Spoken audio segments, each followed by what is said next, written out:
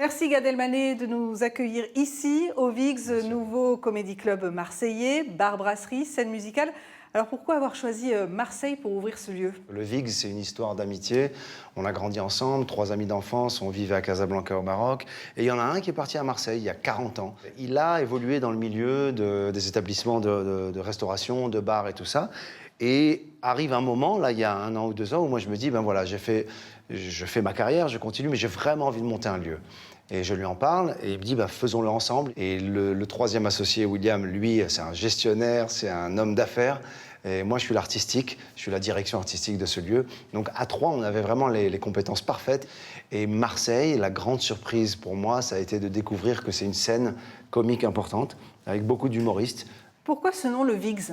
En fait, VIGS, c'est l'abréviation de Vigon, et Vigon, c'est le nom d'un chanteur qui était une icône quand on était petit. Et c'est un hommage à lui, c'est un hommage à nos origines, c'est un hommage aussi à ceux qui ont fait le voyage. Dans ce lieu figure en bonne place Elie Kakou. Ouais. Vous avez voulu lui rendre hommage, vous avez débuté à ses côtés comme technicien lumière. Exactement. Qu'est-ce qu'il vous a transmis? Elie Kakou, ça a été une rencontre importante dans ma carrière et dans ma vie. Alors, il avait en lui Marseille, et surtout, je le regardais comme une légende, quoi. Donc il y a son portrait, une phrase importante. Eh ben alors, faut rigoler.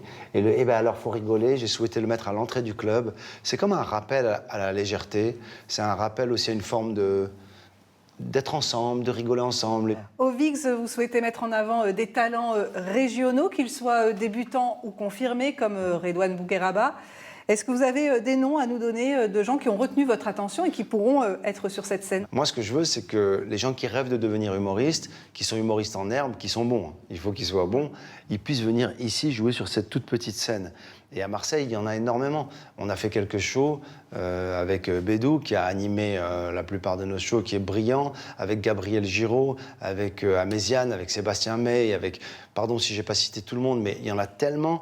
Faire de la place à d'autres, ça fait partie de votre quête de sens existentiel aujourd'hui? C'est vrai qu'il y a une recherche, il y a une forme de cheminement que je fais moi, et qui fait que je dois tendre la main.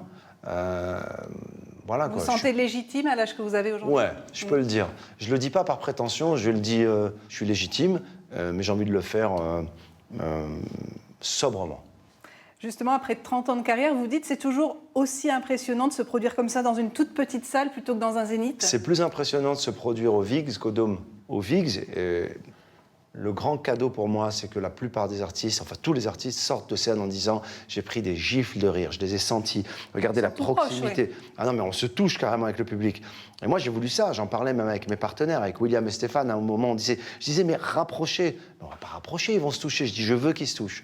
Vous pourriez venir ici au VIGS roder votre prochain spectacle? Je vais venir au VIGS roder mon prochain spectacle. Quel conseil vous auriez aimé recevoir quand vous étiez à vos tout débuts? J'aurais aimé qu'on me dise « t'inquiète pas si tu fais un soir bidon, tu verras le lendemain, ça le mettra en valeur ». Merci beaucoup, Gad Elmaleh. Merci à vous. Merci.